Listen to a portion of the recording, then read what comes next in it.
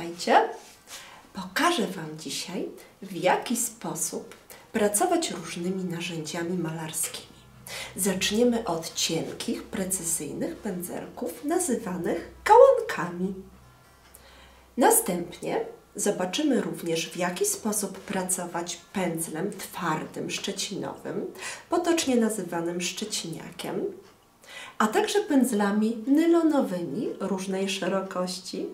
Zobaczycie również pracę gąbkami. Są specjalne gąbeczki okrągłe z trzonkami drewnianymi, ale fantastycznie można pracować również zwykłą kuchenną gąbką, co nieraz będę demonstrowała podczas malowania różnych obrazów.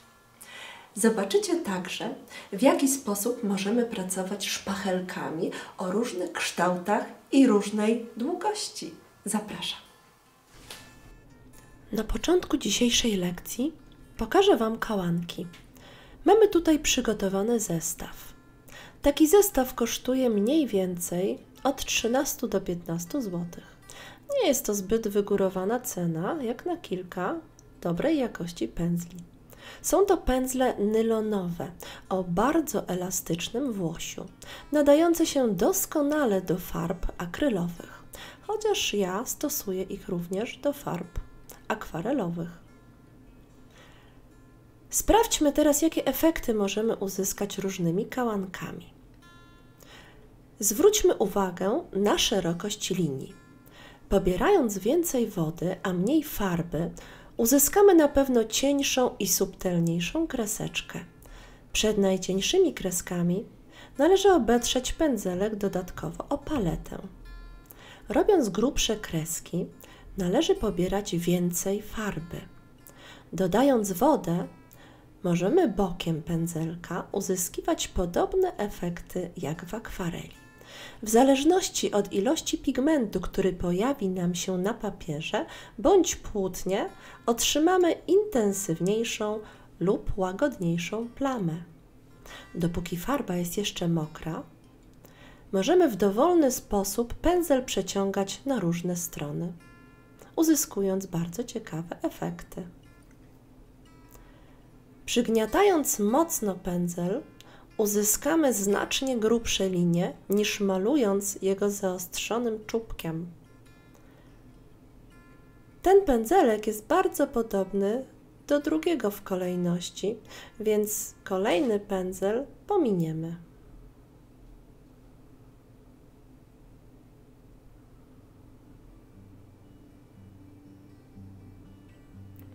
Czas na najgrubszy pędzel. To płaski nylonowiec, pozwalający na pracę między innymi techniką wachlarzykową, którą pokazywałam podczas malowania kwiatów różnymi technikami. Druga strona pędzla może spowodować pojawienie się cienkich, drobnych kreseczek. Popatrzmy. Bardzo ciekawy efekt pojawia się również, kiedy mamy dużo farby, a mało wody na pędzlu. Wówczas pojawiają się tak zwane przecierki. To efekt, który często stosowany jest na przykład w ciekawych tłach. Druga strona pędzelka może również dać nam ciekawy efekt graficzny.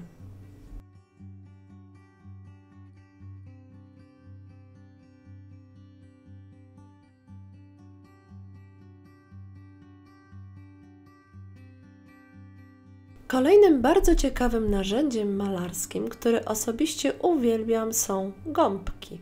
Widzimy tutaj dwie okrągłe gąbki zakończone drewnianymi trzonkami o różnej średnicy oraz gąbkę kuchenną, potocznie nazywaną zmywak.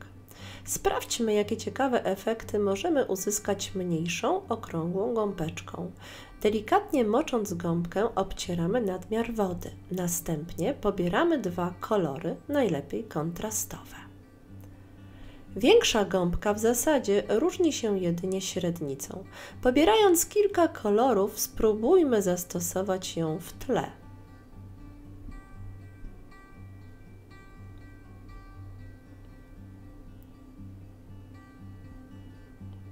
Możemy również pracować bokiem gąbki, uzyskując bardzo ciekawe, efektowne łuki.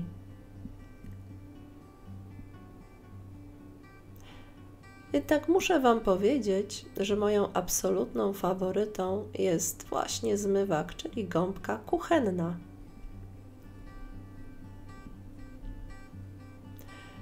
Towarzyszy mi ona podczas malowania niemalże każdego obrazu. Delikatnie nawilżona, pobrane są na nią dwa kolory dla lepszego efektu. W odpowiedni sposób przykładając gąbkę, możemy malować nią najrozmaitsze kształty. Spróbujmy namalować kwiat.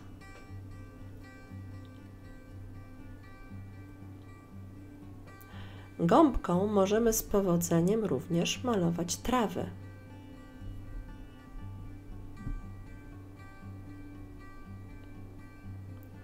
Możemy również stosować ją do bardzo ciekawego, abstrakcyjnego tła.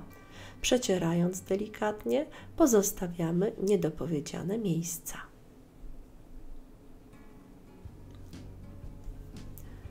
Możemy malować nią również chmury.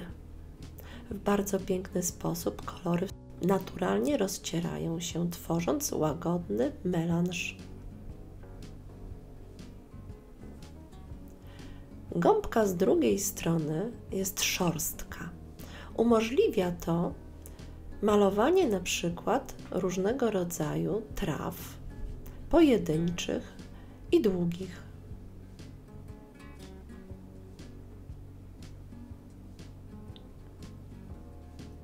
Przyznacie, że to bardzo ciekawe narzędzie malarskie. Kolejnym pędzlem będzie szczeciniak, czyli pędzel szczecinowy. Można taki pędzel kupić zarówno w sklepie artystycznym, jak i w zwykłym budowlanym. Twarde włosie pozwoli nam uzyskać przeróżne efekty, a najbardziej przydaje się podczas malowania drzew i zieleni. Przed malowaniem należy dodatkowo przygotować pędzel, a mianowicie porozginać jego włosie na zewnątrz tak, aby farba dotykając czubków pędzla dawała efekt drobnych kropeczek. Jeśli tego nie zrobimy, szczeciniak przyłożymy z dużą ilością farby do płótna lub kartki, da nam po prostu jednolitą plamę. Bardzo delikatnie maczam pędzel w wodzie i dodatkowo rozcieram go więc na ręce. Spróbujmy namalować choinkę. Pod kątem 90 stopni dotykam bardzo delikatnie papier, pamiętając o odpowiednim kształcie drzewa. Aby choinka wydawała nam się bardziej trójwymiarowa, należy teraz dołączyć jaśniejszy odcień. Jasna zieleń z bielą i z błękitem będą świetnym dodatkiem pokazującym światło na choince. Pamiętajmy o tym, aby zostawić również trochę ciemnego koloru dla naturalnego efektu. I na koniec, ponieważ mamy zimę, lekko ośnieżymy drzewko bielą. Czas na drzewo liściaste. Tą samą techniką namalujemy koronę w kształcie bardziej okrągłym. Tym samym kolorem, czyli ciemną zielenią z granatem, wprowadzamy od razu podkład pod trawę.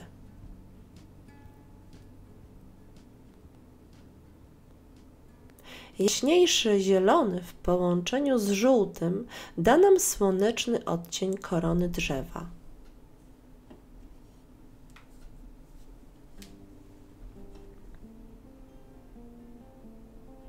Pamiętamy tutaj o źródle światła. Z odpowiedniej strony rozświetlimy więc koronę.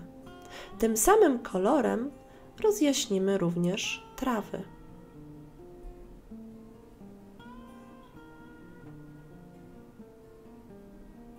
Drzewo wygląda teraz bardzo naturalnie. Takich odcieni możemy dać nawet kilka.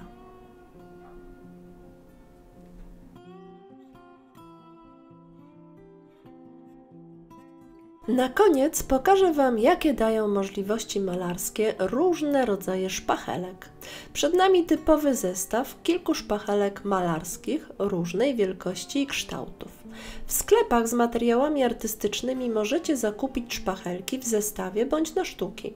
Zestaw, który mam w ręku, kosztował w okolicach 60 zł.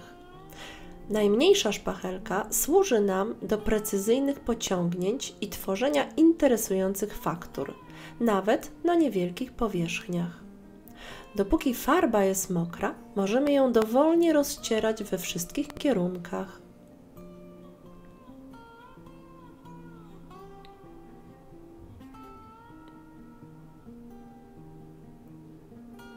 Druga szpachelka, zakończona owalnie, jest ciekawym narzędziem do malowania chociażby kwiatu. Jej obłość sprawia, że możemy szybko i efektownie namalować płatki, a odpowiednio wymanewrowany brzeg wykończy kwiat szczegółowo.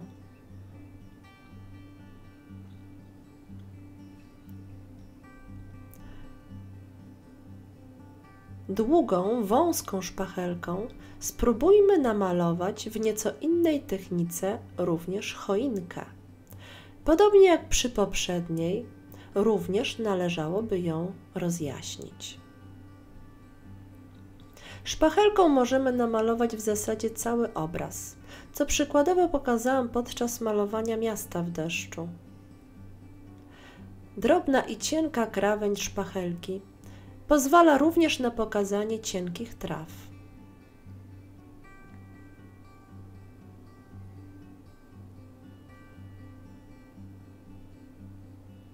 Niezwykle istotne jest światło, które pokażemy na drzewie. Wówczas będzie nam się wydawało zdecydowanie bardziej trójwymiarowe.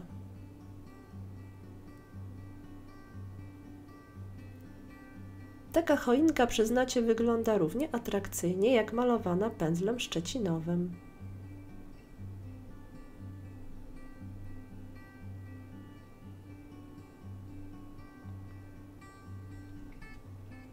Długą i cienką szpachlą, umaczaną najpierw w wodzie, doskonale malujemy krawędzią cienkie, długie i proste linie na obrazie. Ważne jest, aby szpachelka była wilgotna. Maczamy wówczas tylko jej krawędź. Pracując bokiem, możemy przeciągać farbę z jednej strony na drugą. Taka technika jest doskonała do malowania pni. Używam jej często podczas malowania pni brzozy.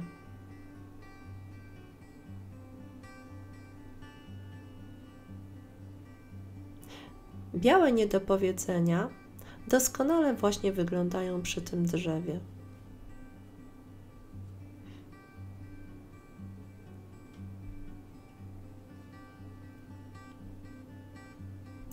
I czas na największą szpachelkę.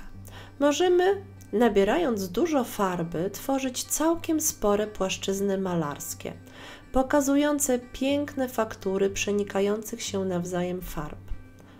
Oto fragment budynku z dachem.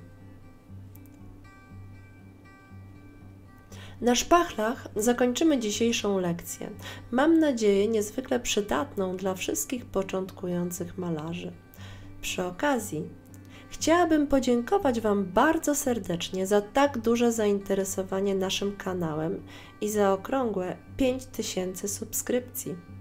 W kolejnym filmie pokażę, jak wykorzystać wszystkie te techniki do namalowania ciekawego drzewa zaledwie w kilka chwil.